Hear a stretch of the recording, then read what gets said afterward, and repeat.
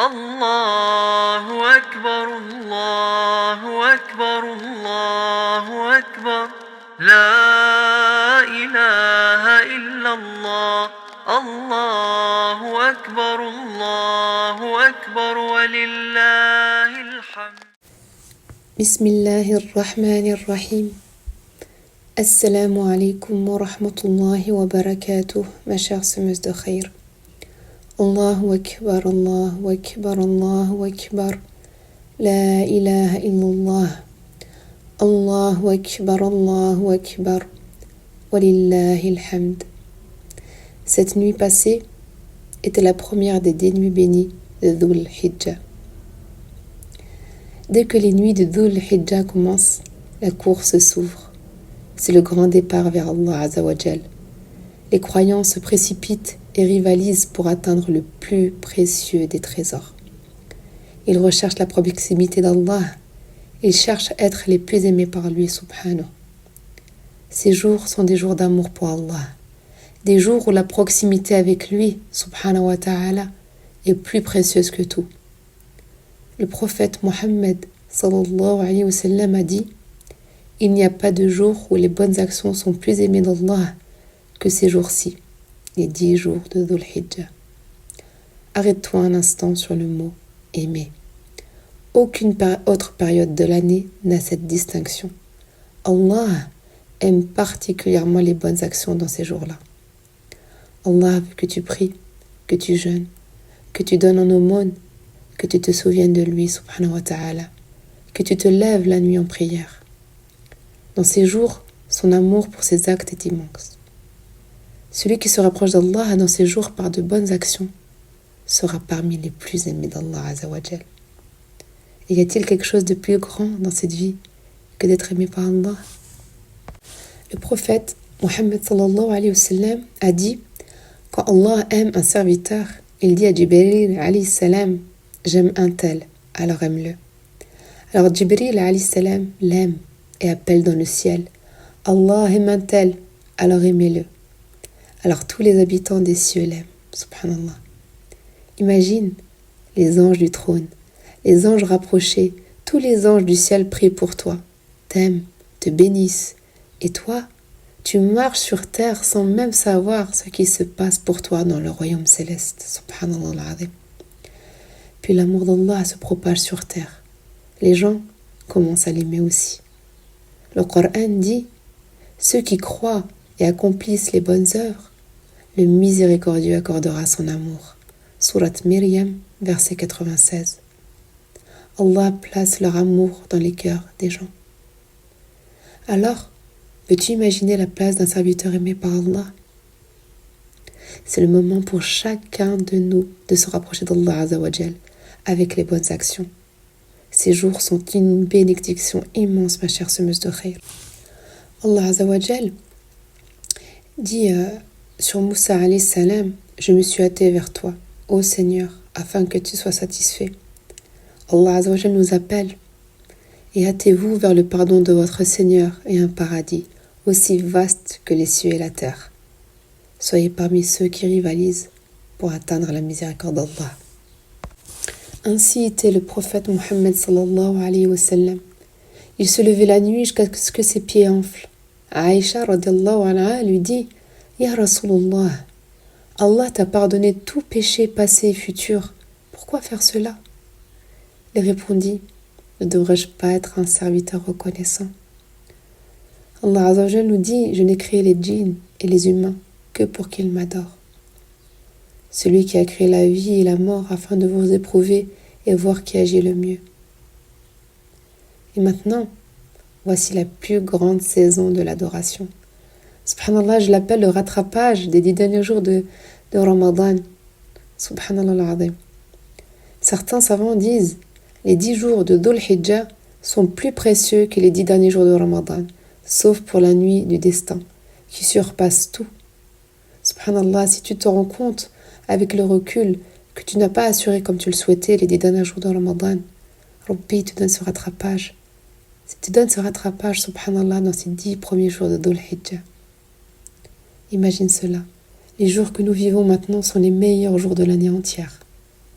Un des pieux prédécesseurs disait: si tu peux faire en sorte que personne ne te devance dans la course vers Allah, fais-le. C'est le premier jour.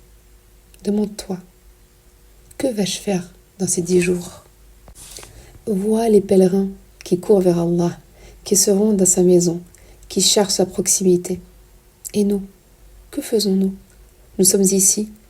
Nous n'avons pas pu partir pour le pèlerinage, mais cela doit allumer une flamme dans nos cœurs, un désir intense de nous rapprocher d'Allah Azzawajal. Il est magnifique qu'Allah n'ait pas limité la proximité avec lui, subhanahu, à une seule voie. Il n'a pas réservé son amour uniquement aux pèlerins. Il nous a donné cette grande opportunité, les 10 jours de Dhul Hijjah. Peut-être que celui qui reste chez lui peut surpasser certains pèlerins dans l'amour d'Allah, par la sincérité de son intention et la force de son désir de se rapprocher de lui, subhanahu wa ta'ala. Ton cœur peut voyager alors que ton corps est immobile, subhanallah. Si tu ressens une profonde envie d'aller à la Mecque, mais que tu n'as pas pu y être, alors transforme cette envie en acte d'adoration. Peut-être qu'Allah te placera parmi les meilleurs serviteurs, plus proches que lui que certains pèlerins. Ces 10 jours réunissent les piliers de l'islam, subhanallah. La prière, le jeûne, l'aumône et le hajj. Un événement immense se produit pendant ces jours bénis, tu sais. Revenons en arrière jusqu'au temps de Moussa alayhi salam. Allah lui donna un rendez-vous spécial. Surat Al-A'raf nous rappelle dans le verset 142: nous avons fixé à Moussa un délai de 30 nuits. Après ces 30 nuits, Allah Azzawajal ajouta 10 nuits supplémentaires. Nous avons complété le délai par 10 nuits et ainsi le délai fut de 40 nuits. Ces 10 nuits supplémentaires sont les 10 nuits de Dhul Hijjah. Elles furent le moment où Moussa alayhi salam se prépara à parler avec Allah Azzawajal. Quand Moussa alayhi salam vint au rendez-vous fixé, il entendit la parole d'Allah. Imagine entendre directement la parole d'Allah subhanahu wa ta'ala. Alors il ressentit un immense désir de voir son Seigneur et dit: ô mon Seigneur, montre-toi à moi pour que je puisse te voir. Subhanallah al-Adim. L'image est tellement forte, tellement puissante, que Moussa alayhi salam en a perdu connaissance. Et tout ceci, Allah Azzawajal nous en parle dans le Coran. Mais Allah Azzawajal nous rappelle que on ne le verra pas dans ce monde. Elle le rappelle aussi à Moussa alayhi salam: tu ne me verras pas dans ce monde. Toutefois, dans le paradis, les visages des croyants brilleront en contemplant leur Seigneur. Ce jour-là, des visages seront radieux, regardant leur Seigneur. Surat Al-Qiyamah, versets 22 et 23. Qu'Allah subhanahu wa ta'ala nous accorde la joie de voir son visage glorieux dans l'au-delà. Si Allah a donné un rendez-vous spécial à Moussa alayhi salam, alors il a donné un rendez-vous encore plus grand à toute l'humanité. Ce rendez-vous est le jour de Arafah. C'est le jour où les serviteurs se rapprochent le plus d'Allah. Le prophète Mohammed sallallahu alayhi wa sallam a dit: il n'y a pas de jour où Allah libère plus d'âmes de l'enfer que le jour de Arafah. Allah descend vers ses serviteurs et dit aux anges: regardez ces serviteurs, que veulent-ils? Ce jour-là, c'est le jour où Allah ouvre les portes du pardon et de la miséricorde. Nous devons nous préparer pour ce jour dans les 10 nuits de Dhul Hijjah, en remplissant notre cœur d'adoration et d'amour pour Allah Azzawajal. L'accomplissement dans ces jours bénis est la célébration du jour de l'Aïd, Inch'Allah. Nous nous réjouissons le jour de l'Aïd, car Allah nous a accordé sa bénédiction, nous a guidés vers son obéissance et nous a libérés du feu par sa grâce, bi'idhnillah. Ce n'est pas un simple jour de fête, c'est une célébration du pardon et de la proximité qu'Allah. Un homme demanda au prophète Mohammed sallallahu alayhi wa sallam quels sont les actes les plus aimés d'Allah. Il répondit: accomplir la prière à son heure exacte et honorer ses parents. Ainsi, la première chose à faire est de préserver la prière. Celui qui n'était pas régulier dans sa prière doit revenir à Allah. Ajoute à cela des prières surérogatoires. La prière de Duha par exemple, la prière de Qiyam al-Layl la nuit. Comment dormir quand Allah a juré par les 10 nuits de ces 10 jours? Wal fajr, wa layalina ashar, par l'aube et par les 10 nuits. Saïd ibn Jubayr, rahimahullah, disait: ne laissez pas vos lampes s'éteindre durant ces nuits. Il passait la nuit entière en prière, intensifiant son adoration dans ces jours bénis. Il est recommandé aussi, si tu en as la capacité, ma chère semeuse de khayr, de jeûner les 9 premiers jours de Dhul Hijjah. Le prophète Mohammed sallallahu alayhi wa sallam jeûnait ces jours. Le jeûne du jour de Arafah expie les péchés, subhanallah, de l'année passée, de l'année à venir. Quelle immense rahma d'Allah.